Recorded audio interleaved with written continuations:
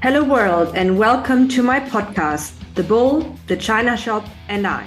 This is a show for everybody who is ready to rock the boat and instigate. Some will call it a rant. I'm calling it an overdue cleansing of what is swept under the rug to make room for better, for bolder, and for braver.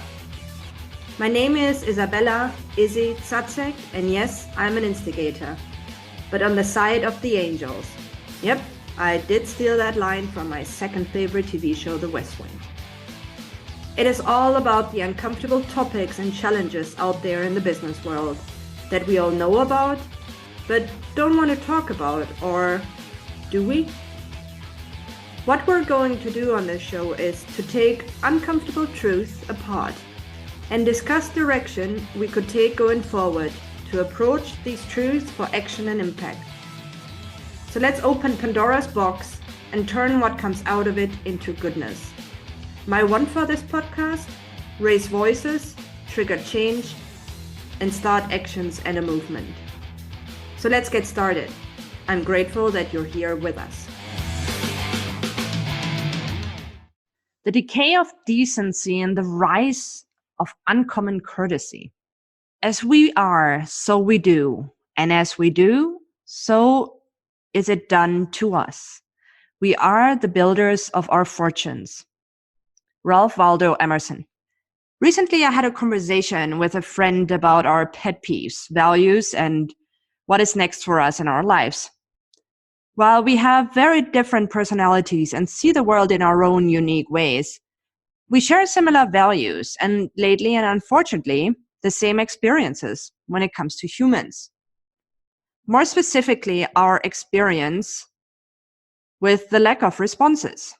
Granted, our experiences are subjective and therefore biased, but nonetheless, we came up with a number of examples.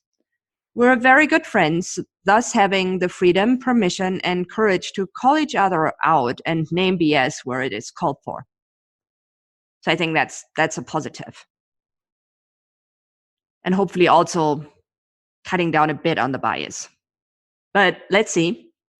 Interestingly enough, we covered a range of topics, scenarios, and life moments that, truth be told, left us rather deflated and, if I may say so, sad. Really sad. And yes, we took and are taken as personal as, well, it happened and it still happens to us. However, to not go down the rabbit hole of feeling unworthy, unappreciated, or even insulted, we explored the why. Not from the perspective of why us, but why we're experiencing the lack of responses more and more. So is courtesy truly uncommon? And is the decay of decency already among us? Trying to shift our perspectives to what we're doing in our lives, how often we do not respond to others, nor reply to emails or voicemails, or simply forget to get stuff done, we pretty quickly agreed that, yes, we live in an era of overwhelm, distractions, information, and request overflow. To-do lists, chores, bucket list items, and commitments are piling up while making a living and living a fulfilling life itself. Next up, we looked at it through a professional and personal lens, which turned out to be an eclectic mixed bag, if I may say so myself. On the personal level, meaning family, friends, and loved ones, we were happy to report that we are grateful and blessed, and that really is a give and take. And yes, it's not always 50-50, and a give is not always followed by an instant take, but overall the universe is balanced and, for the most part, reliable, while it still comes with its unique challenges. So this left us with courtesy and decency in the professional world. And oh boy, let me set the scene by saying that the balance is far from being in a good shape. I will not lie, this part was a tough one to discuss, and it meant to stay open-minded to feedback, yet vulnerable enough and, to the best of our efforts, as objective as possible. So Lady Montagu said, politeness costs nothing and gains everything. Just think about that. We see all those kindness movements around, and there is so much truth in it. So it's okay to be polite and to be respectful. But back to the conversation. First, we talked about keeping up with our network, former colleagues and clients and acquaintances who you formed relationships with on a business level. This was a painful lesson learned for me last year.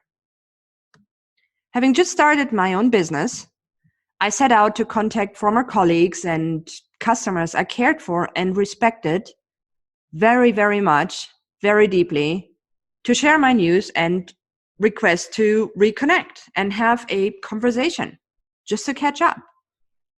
If you had asked me to name the top and bottom 10 to reply and to bet my house on that assumption, I would not be living in my house anymore. Here's the thing. Did it surprise me? Hell yes. Did it hurt me? Oh boy. Hell yeah. Why? Because while I did not expect a reply within 24 hours nor a week, I was struck by the sheer nothingness. While some might have read my email as a, quote, consulting pitch, which it wasn't meant to be, and I went over it and over it again and did not want to reconnect with a call, a simple, even overused, best of luck one-liner wasn't in the cards either. Listen, I fully understand that life happens and that while having the best intention to reach out to someone, we all simply do forget many, many times. I'm guilty of forgetting that myself. If it wouldn't be for the great people in my life, oh boy, I would be in trouble. But the nothingness continued even after reaching out a second time. So next up, we dove into the world of recruitment and being out there in the job market. Now we all, almost daily, read how tight the labor market is. There's a talent war with everyone competing for top talent, how tough it is to find skilled and experienced employees, and how employers are struggling with being ghosted by employees or job candidates. The experiences my friend shared at this point left me frankly speechless. While it might be common to not even get a reply from a company or a recruitment firm on the initial application, as there might be a gazillion people going for the job, I was baffled to hear about the lack of follow-up after the first interview, nor after checking in with the recruitment team weeks later. What does it say about a company or a recruiting firm? What standards does it set forth, and how does it correlate with the aforementioned tense labor market? It doesn't match, quite frankly. It doesn't fit.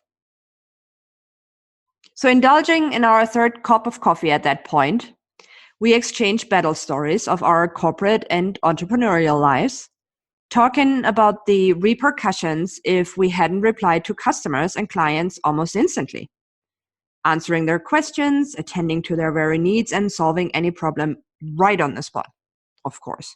And no, keeping the job and getting paid for it weren't our drivers, but providing customer service and extending common courtesy were and still are. This, however, brought us closer to a potential why.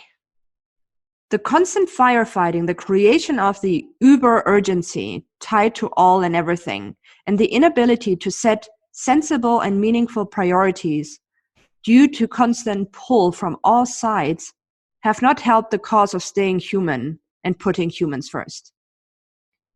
So quite naturally, books and TED Talks about setting boundaries are all the rage. And yes, it is important to draw a line in the sand and decide what is important, what is mandatory, what is a nice to have, and what is utterly irrelevant, especially for the sake of sanity and living life instead of sacrificing it. However, boundaries should never be used as excuses for the lack of action and decency. I don't believe people are behaving like this intentionally. Otherwise, it would be a very, very bleak outlook. Very sad. And quite frankly, not replying doesn't even help the stress level of the person who isn't replying. Now that I'm thinking about it, this was probably the birthplace of why a salesperson needs to reach out at least 6 times to beat a prospective client into submission and close the deal. Well, congratulations, because amazing news for all the sales coaches out there. To be clear, I'm not talking about the flood of unsolicited reach outs or emails that arrive in everyone's inbox or phone day in and day out. I'm not talking about those scam emails or calls. These are not the human connections I'm talking about. What I am talking about is the lack of response and courtesy after being asked to invest time, effort, and energy into, for example, drafting a presentation or providing value, or after making verbal commitments. My friend pointed out that this might actually be a cultural issue. By the way, my friend is American. I'm obviously the German in that conversation.